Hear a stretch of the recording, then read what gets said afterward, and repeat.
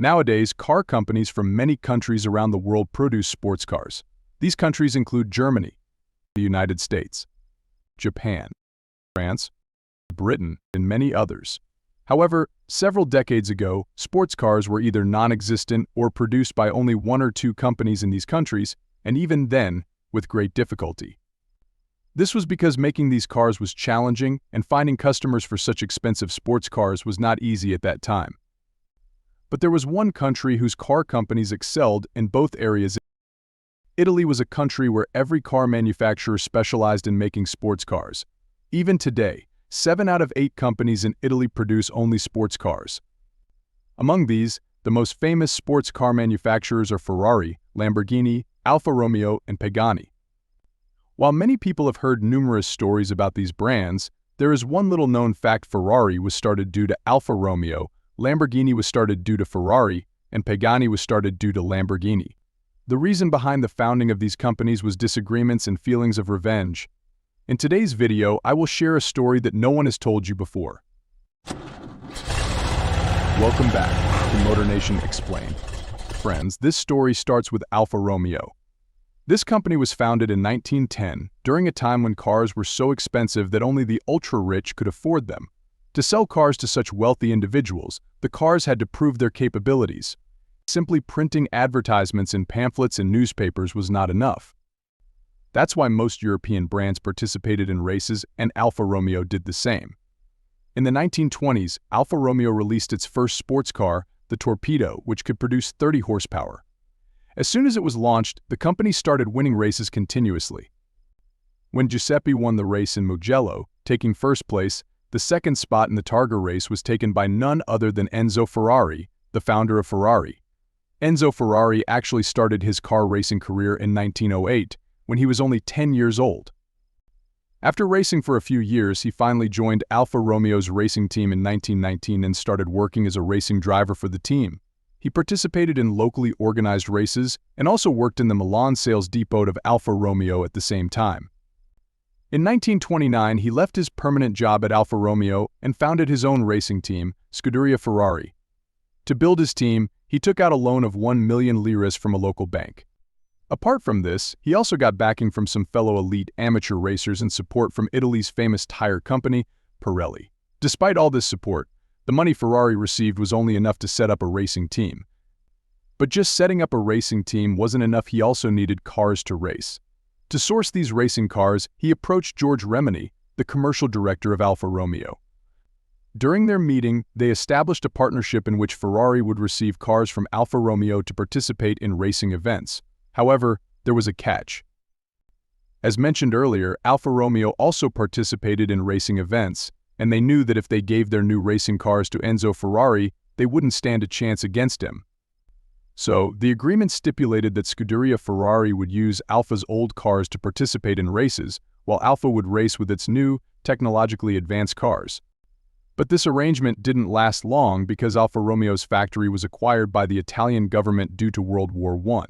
As a result, Ferrari focused on making his own cars and began extensive research and development. Remarkably, he started winning races with his own cars. Meanwhile, Alfa Romeo returned to the racing scene. When they did, they realized that their partnership with Ferrari had become a joke as Ferrari continued to win races. To regain control, Alfa Romeo bought 80% of Scuderia Ferrari and became the majority owner. This left Enzo Ferrari working as a manager for his own team for a while. In 1939, Enzo Ferrari was ousted from his own racing team by Alfa Romeo. Furious and determined, Enzo decided to start his own sports car company with his savings and the money he received from selling his share of the racing team. At the end of 1938, he founded Autoavio Costruzioni, which would later become Ferrari. Due to a non-compete agreement with Alfa Romeo, he couldn't change the company's name for the first 4 years. Ferrari started anew and began producing many new cars. Throughout the 1940s, 50s, and 60s, they created numerous sports cars, establishing Ferrari as the world's largest and most advanced supercar manufacturer. Ferrari sports cars were made in very limited numbers, making them super expensive and accessible only to a few millionaires and billionaires. One such millionaire was Ferruccio Lamborghini, the owner of Italy's largest tractor manufacturing company. Despite owning several Ferraris, he was often unhappy with them, particularly because of their clutches, which he believed broke very easily. In 1963, he decided to address this issue directly. One morning, he went to the neighboring village of Maranello and knocked on the door of Enzo Ferrari himself. It is believed that this meeting was brief. Ferruccio Lamborghini explained to Enzo Ferrari how the quality of his clutches was subpar and offered suggestions for improvement. However, Enzo Ferrari did not appreciate this constructive criticism. Instead of considering Lamborghini's suggestions, he dismissed him, saying, "Go back to your tractors, farmer." This insult deeply affected Ferruccio Lamborghini. As an accomplished engineer whose tractors were considered the best in Italy, he felt severely underestimated by Enzo Ferrari. This pivotal moment spurred Lamborghini to take action that would forever change the sports car industry. Because of this insult, Ferruccio Lamborghini decided to start his own sports car company with the aim of making faster cars than Ferrari. He set up a small factory in Santa Cata, and within 4 months, Lamborghini produced its first sports car, the Lamborghini 350 GT. It's quite remarkable when you think about it. A brand that had only made tractors until then managed to create a full-fledged sports car in just 4 months. How did Lamborghini achieve this? In fact, Ferrari itself indirectly contributed to Lamborghini's success. Allegedly, Enzo's wife, Laura Ferrari, was making significant decisions on the factory floor, which left many of Ferrari's senior executives unhappy. Instead of addressing their concerns and finding a solution, Enzo Ferrari simply dismissed them from the company. These 5 gentlemen, including Ferrari's chief engineer and development manager, approached Lamborghini, who welcomed them into his company. With their expertise, combined with the skills of Lamborghini's tractor-making engineers, they quickly developed a beautiful sports car. The 350 GT received a positive response, with 13 customers buying the car immediately. Over its production run, a total of 120 units were sold. However, this car did not make much of a dent in Ferrari's dominance. Enzo Ferrari believed that they still produced better cars. But the next car launched by Lamborghini not only shook Ferrari but also the entire automotive world. That car was the Miura. It looked futuristic for the mid-60s and featured a rear mid-engine layout, similar to Formula One cars. And this setup was very rare at the time for any car to feature a rear mid-engine configuration. Because of these innovations, the Miura proved to be a huge commercial success. Production of this car started in 1967 and continued until 1973, and within that time, 764 units were sold. This was a remarkable number for cars of this type at that time. After the Miura, Lamborghini continued to launch sports cars one after the other. First came the Espada, then the Islero, and then the Girama. While these cars were impressive, none achieved the fame of the Miura until the Countach was introduced. The Countach looked like it had come from another world and became an icon. The most powerful variant of the Countach came in its final days, in 1998.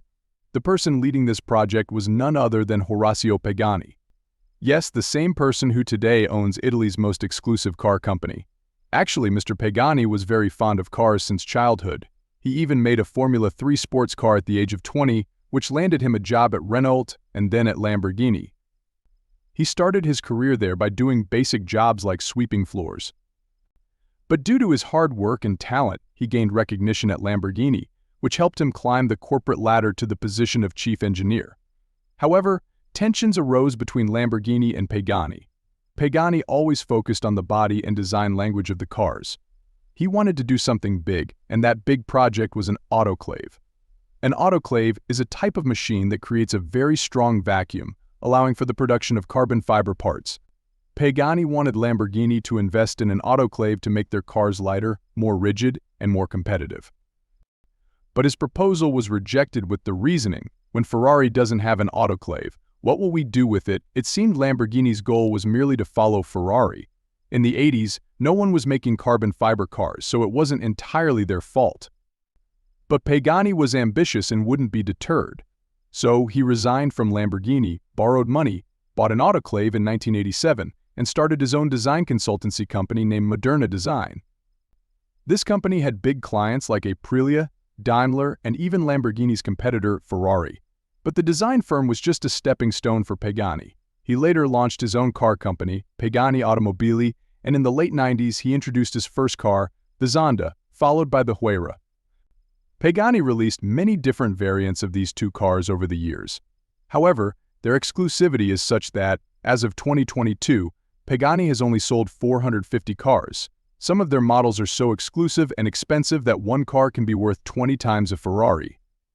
Apart from exclusivity, Pagani is also known for another specialty. It is the only company that has used carbon fiber bodies from the very beginning.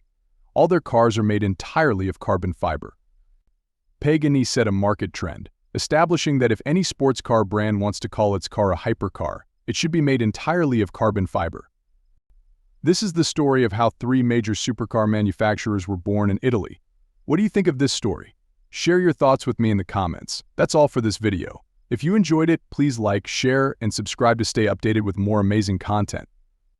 Thanks for watching, and see you in the next video.